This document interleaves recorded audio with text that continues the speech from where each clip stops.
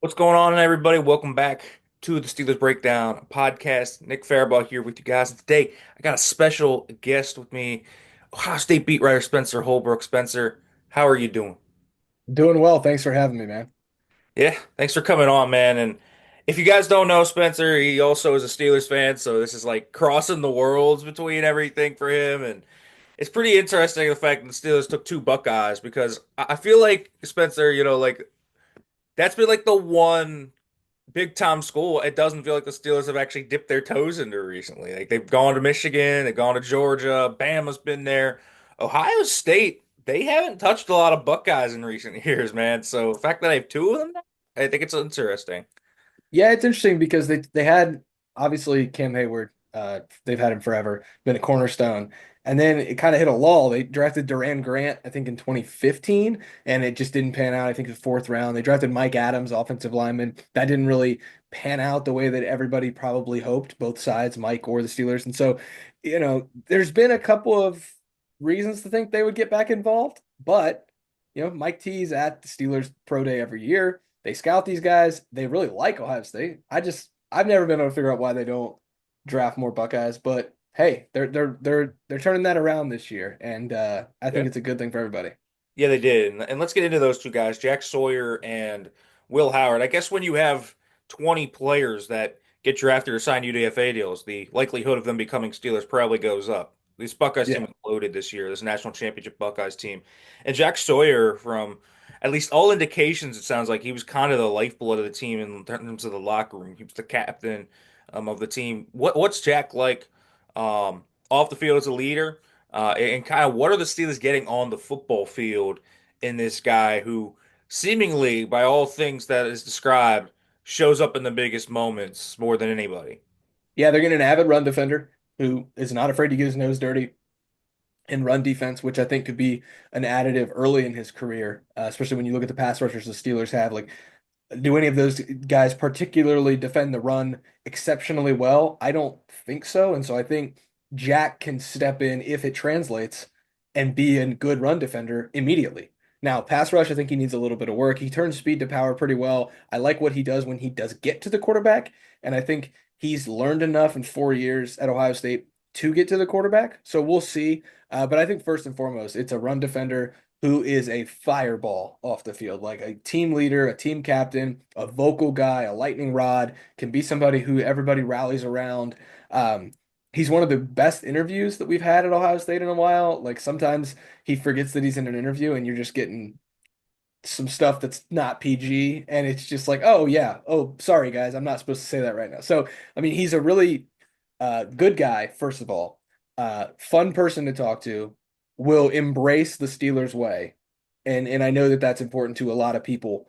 Uh, and so I really like this fit for him, not just on the field, but off the field, because there's a certain way that you have to be a Steeler. And I think Jack fits that as a vocal guy who has the potential, if he plays well in the first few years, to become a team leader for the Steelers. I couldn't be more happy for Jack, and I think the Steelers did a good job getting him in the fourth round.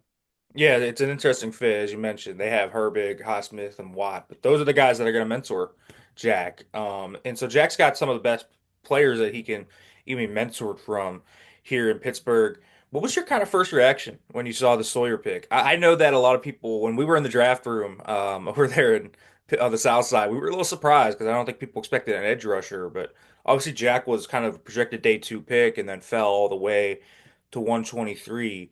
What was your kind of reaction? I saw it and I said, well, makes sense. He's a Steelers like edge rusher. I Yeah. knew that and I was a little surprised by the position, but feels like a reaction to Derrick Henry going all over them in the playoffs to me. Just as another one of those, right? Yeah, you give up 299 yards on the ground in a playoff game, which makes me sick, and you're going to react to that. And I think Mike Tomlin even said that a little bit. This Yep. was a reaction to the Ravens game. So I was curious about it just because it wasn't a glaring team need. I thought if there was a third day Buckeye that they could have went and got, it was probably Jordan Hancock, the safety who went in the fifth round to the Bills. He's also a Steelers kind of guy, and I think he's got a chance to step in and play in the slot right away for the Bills. He kind of reminds me of what Cam Sutton was first coming out of Tennessee.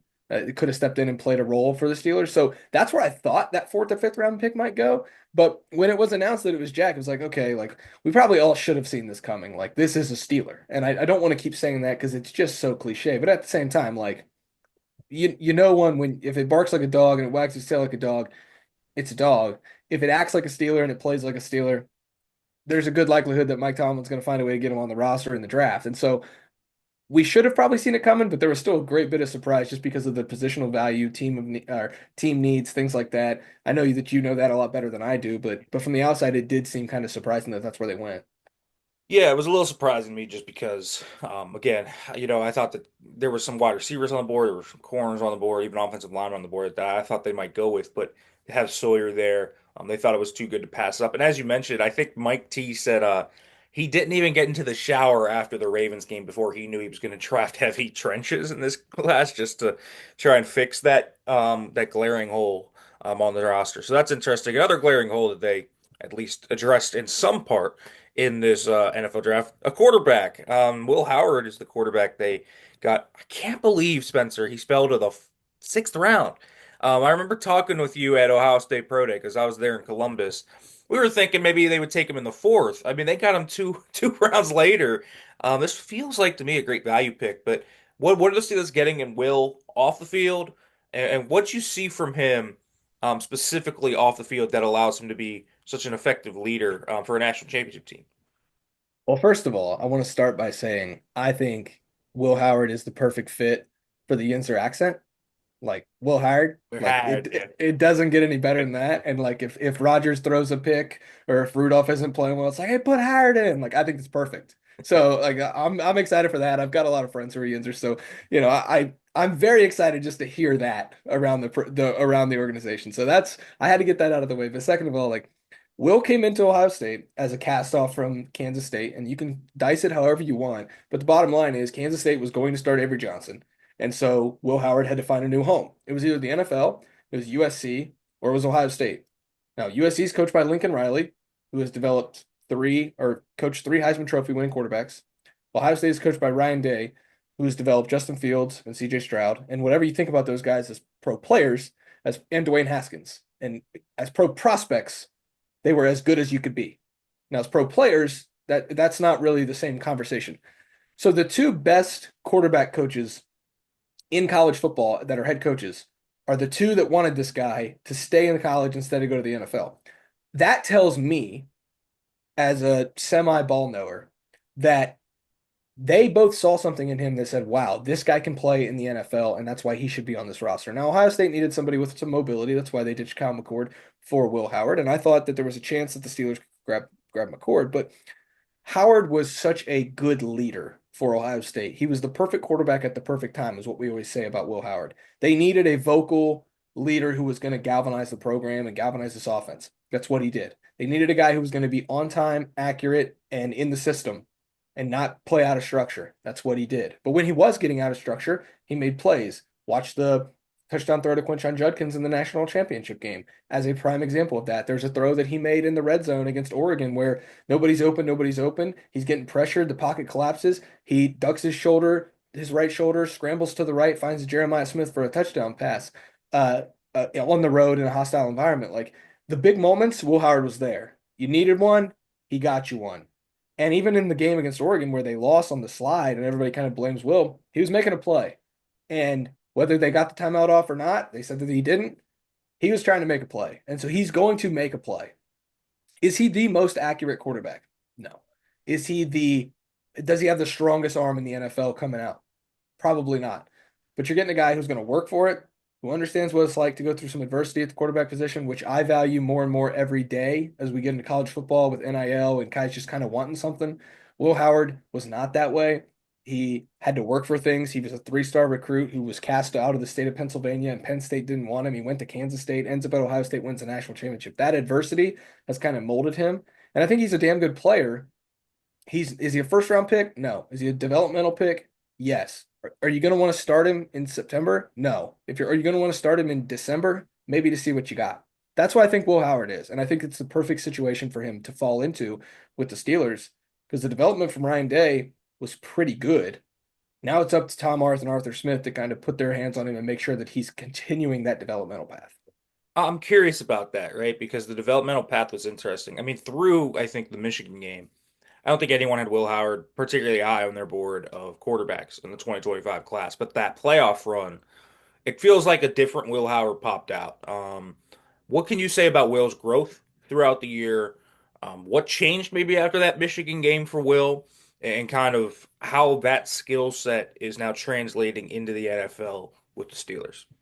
Yeah, Ryan Day said before the season last year that Will's biggest thing that he was going to keep working on was his footwork. And throughout the year, we'd ask Ryan about where Will has developed and where he's got to still get better. And footwork kind of kept coming up. And when his feet were set and he was on time, it was perfect. When his feet were a little dancy, it was a little sporadic. You weren't really sure what you were going to get. So fast forward to after the Michigan game, they have 3.5 weeks off. They go into the Woody Hayes Athletic Center. They start working on things, and they come back out. They light up Tennessee. They light up Oregon. They light up. They beat Texas. It was probably the best game of the playoff, and they beat Notre Dame. We're sitting in the post game press conference or the morning after the national championship press conference. I think Ryan Day was on 1 or 2 hours of sleep. He might have had a little something in his system still, and somebody asked him about Will Howard as a top NFL draft prospect. And he said, when Will Howard's feet are correct, he's one of the best I've ever been around. And I have kind of circled that the entire time. I think during that 3.5 weeks, they did something with his feet that helped him become a better passer. It might have been minute. If you're not particularly in the weeds on quarterback play, you might not even recognize it. But the way that they've molded him with his feet and the way that they molded him with his mechanics and the tiny little touches helped him turn that corner into December and January. And I think that's where I talk about Tom Arth and Arthur Smith. Like, do you trust those guys to continue that development? If you do, you probably think Will Howard's going to be a pretty good NFL quarterback, at least maybe a starter down the road, but a lifetime backup at worst. If you don't trust them to develop him in these first couple years, he's probably going to be out of the league. So that's where I saw the biggest growth of him was like, trust what the quarterback guru is telling you about this guy. When his feet are great, he's great. When they finally figured out what tweaks he needed to make with his feet, he was great. Now it's up to him and the quarterback coaches that he's going to have in the future to keep developing him in that.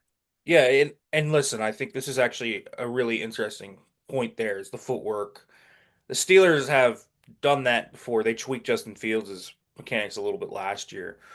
So they're not obviously going to refrain from it. We'll see how that goes. Fields, I think, played some of the best football of his career in the 6 game stretch he played with Pittsburgh last year. So I'm interested to see how Howard kind of takes that in. I'm curious what you think the fit is with Pittsburgh. You know, how do you like Will's fit with DK and George and then having Muth in the middle? I mean, to me, when I was watching these quarterbacks, you know, for example, when I was watching Shador Sanders, I mean, it just didn't seem like a perfect fit with the Steelers' offense. Will Howard, to me, you know, when you see the deep balls that he threw, when you see kind of his ability to anticipate over the middle of the field, it looked to me like this was the type of guy that would fit with Metcalf and Pickens. And more importantly, I mean, there's a little Mason Rudolph in there, I think, you know, to have the fit. And I think Rudolph fits really well with them too. Yeah, you look at Will Hitches, the screen game. You look at him with the slant stuff, the easy throws. You get him going, and then all of a sudden he can hit you down the field out wide with DK and George. Now the thing about fit is I'm not looking at it from a fit of the offensive perspective because I think as long as they can run the ball, Will can have success in a Steelers offense the way that Smith wants to run it. I mean, Ryan Tannehill had success there. I think Will can have some success there. So I look at it as and maybe this is my fan coming out, the fan coming out at me, so I apologize if it is. George and DK are such personalities. I think we all know that. Will is not a big personality, but he's a big voice. And he will carry his voice. He is a vocal leader. If he gets a hold of the locker room, he will not let it go. And so I think it's almost the perfect mix of like you have a big voice, but not a big personality. I mean, Shadur Sanders is a big voice and a big personality. Aaron Rodgers, I think, is a big personality, probably more so than he has a big voice right now. I think Will is kind of what you want in a quarterback, where he's going to be that vocal leader. He's going to get on you if he needs to, but he's not going to be the big personality that takes over the conversation and makes receivers kind of I'm not gonna say jealous, but makes receivers not be such a the diva that they want to be. And so I think that's where Will fits here is like I think it's more of a locker room fit than an on-field fit because I think anybody in the right system can be an on-field fit in any offense. Yeah, I mean, I think you go look at how they tweaked Arthur Smith's traditional system to Russ last year. I mean, that wasn't Yeah. even close to what Arthur Smith usually ran. He actually admitted that, by the way, in the post-draft presser. If you heard him, he basically said he had to pivot. So it wouldn't have been crazy if, they drafted Shador or they drafted someone else who I don't think is just a natural fit for the traditional Arthur Smith offense, but I actually think Will is a really good fit for it. Yeah, I Um, mean, set him up on play action, do some short stuff, intermediate, and then if you need to go over the top, he can. It's not his best thing that he does, but I don't think that Arthur demands that of his quarterback. So I think as long as there's a run game, I think Will can have success in the Arthur Smith offense.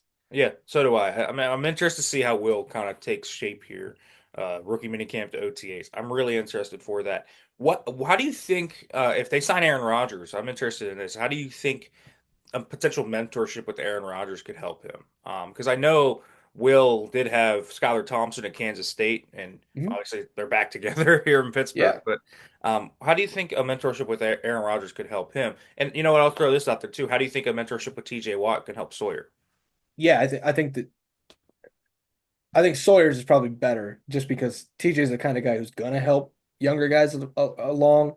Alex Highsmith, I think, was a mid-round draft pick who's kind of made it. He can help Jack, show him the ropes, like, hey, you're a fourth round pick. I know what this is like to work my way into the lineup and show that I deserve some time.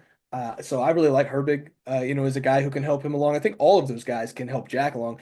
The thing about Will is I think it's going to come down to, and I think Skylar is the perfect guy for him to learn from. Skylar's been a career backup, but that's not a bad thing. Like there's only 32 of these jobs, but there are also only 32 backup jobs. So you have to be good enough to be a backup, and Skylar has been.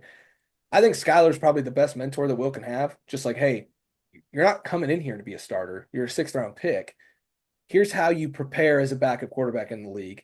And then he can also sponge some things off of Mason Rudolph or Aaron Rodgers as to how they prepare as the starter. Now, that also is a huge question of how big of a mentor is Aaron Rodgers or Mason Rudolph willing to be? I think that we would agree probably that Mason's probably more inclined to be a mentor than Aaron is. But if Aaron Rodgers finally realizes like, hey, this is the end of my career, I might as well pass the torch, as far as mentorship to the next generation, I think it could be really good because you get the lessons from a career backup, you get a lesson from a journeyman like Mason Rudolph, and you get a lesson from an all-time legend. So it might be the perfect concoction for Will Howard.